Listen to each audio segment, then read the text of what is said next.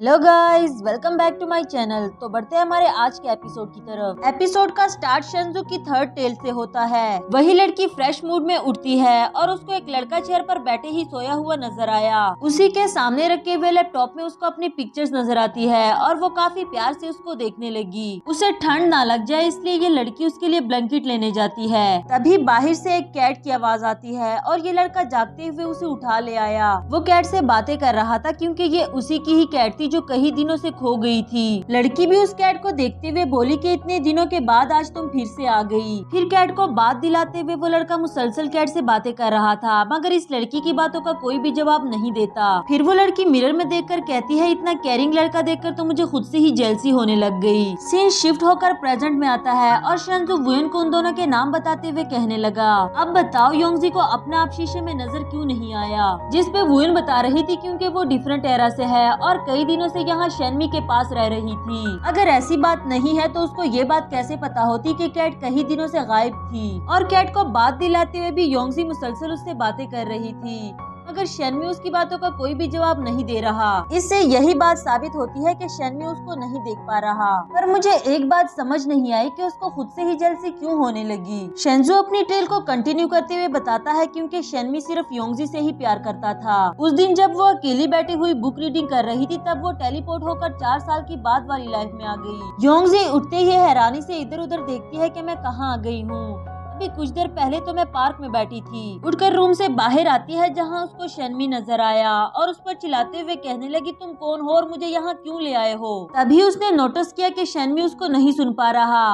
वो अपने रिंग को देखते हुए योंगजी का नाम लेकर उसको याद करता है। योंगजी काफी ज्यादा हैरान हो गई थी और उसी बुक मार्क को देखती है जो उसको अपनी बुक में से मिला था, जिस पे शेनमी का ही नाम लिखा था। वो सच्चाई का पता लगाने के लिए घर से बाहर आती है, मगर अनफॉर्चुनेटली घर से बाहर भी उसको कोई नहीं देख पा रहा। वरीड होकर वो इधर उधर देख ही रही थी कि तभी वहाँ एक कैट उसका नाम लेकर उसको पुकारती है। योंगजी को अच्छा लगा कि कोई तो उसको देख पा रहा है। कैट बोली, मैं तुम्हें सिर्फ देख ही नहीं पा रही बल्कि मैं ये भी जानती हूँ कि तुम यहाँ टेलीपोर्ट होकर आई हो। योंगजी ने मेरा काफी ज्यादा ख्याल रखा था और इसी स्पेशल कनेक्शन की वजह से मैं तुम्हें स्मेल कर पा रही हूँ। पर आज से 6 महीने पहले उसको अचानक ही कुछ हो गया जिसके बाद में उसे कभी नहीं मिली। योंगजी बोली, मैं अपने एरा में वापस जाना चाहती हूँ। जिस पे कैट कह रही थी कि कोई भी इंसान किसी दूसरे एरा में बिला वजह नहीं जाता। तुम्हें भी जरूर कोई टास्क कंप्लीट करने के लिए इस एरा में भेजा गया है। इस बुक मार्क पे लिखा हुआ नाम तुम्हारे फ्यूचर के बॉयफ्रेंड का है। आफ्टर दैट वो कैट के साथ फ्यूचर वाली योंगजी के पास जाती है जो हॉस्पिटल में बेड पर लेटी हुई थी। वही शेनमी भी उसके पास बैठा उसका ख्याल रखता है, उसको रिंग पहनाता है और उसके जागने का इंतजार कर रहा था। यहाँ योंगजी कैट से पूछती है, मुझे क्या हुआ है और बेड पर ऐसे क्यों लेटी हुई हूँ। कैट ने बताया कि तुम्हें स्पेशल टाइप की नैर्कोलेप्सी हो गई है जिसकी वजह से तुम पिछले 6 महीने से सो रही हो। शेनमी यहाँ पिछले 6 महीने से तुम्हारे जागने का इंतजार कर रहा है। उसे देखकर तो योंगजी की आंखों में आंसू आ गए,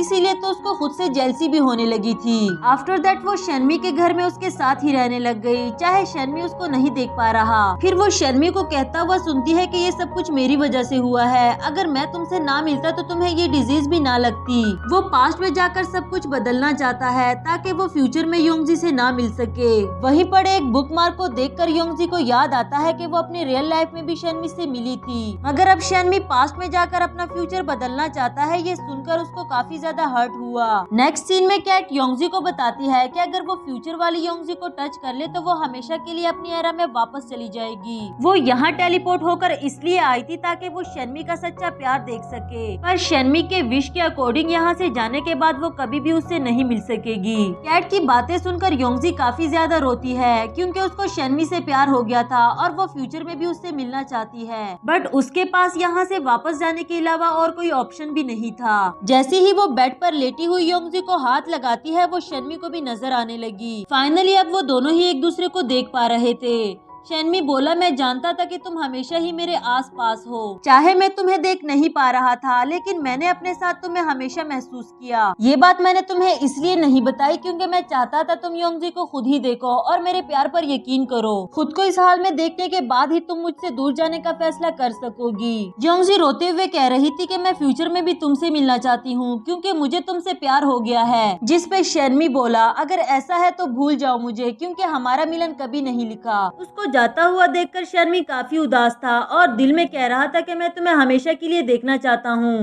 पर मुझे माफ करना, ऐसा कभी भी नहीं हो सकता।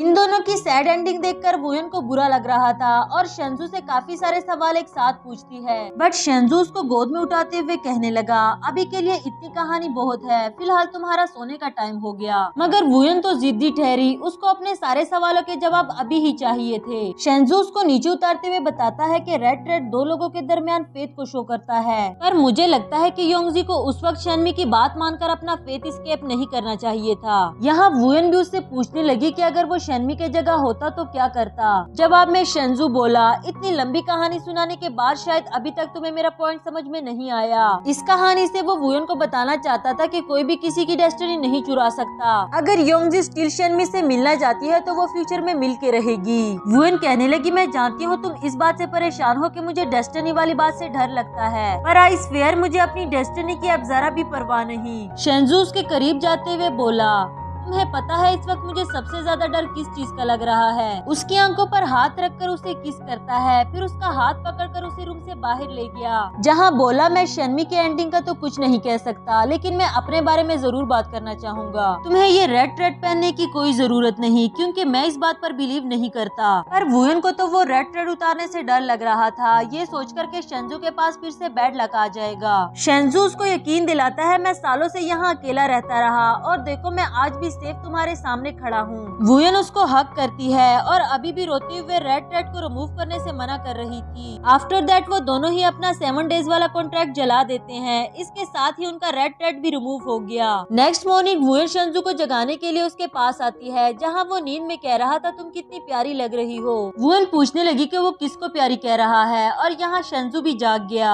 झूठ बोलते हुए कहने लगा, मैं कारपेट की बात कर रहा था। पर साथ ही बैठी हुई बेन बोली, ये तुम्हें प्रीटी कह रहा था। वो मुस्कुराने लगी और शन भी समझ गया था कि उसको बेन ने सब कुछ बता दिया है। इसके बाद शेंजू कहने लगा, बेन ने तुम्हारी कितनी हेल्प की, तुम्हें भी इसके रिवार्ड में उसके लिए ब्लाइंड डेट अरेंज कर लेना चाहिए। इसी बात को लेकर नेक्स्ट सीन में वो दोनों कैट कैफे आते हैं, जहां असिस्टेंट और फिकाई इन दोनों की किस करवाना चाह रहे थे, पर यहाँ तो पासा ही बदल जाता है और असिस्टेंट ने फिकाई को ही किस कर दिया। वो फौरन से उनकी पिक्चर्स लेने लगी और ये दोनों शर्माते हुए वहाँ से चले गए। आफ्टर दैट वुयन शेंजू के लिए कॉफी बनाती है, मगर वो पहले की तरह उसे विश ड्रेस भी पहनने को कह रहा था, तो वुयन उसकी डिमांड पूरी करने के लिए जाती है और यहाँ शेंजू बेल की आवाज सुनकर चकराते हुए बेहोश हो गया। वुयन को भी कुछ अजीब सा लगा और फौरन से उसके पास दौड़ती है। इसके साथ हमारा यह एपिसोड भी खत्म हुआ। तो मिलते हैं नेक्स्ट एपिसोड के साथ, तब तक के लिए लाइक और सब्सक्राइब करना ना भूलें।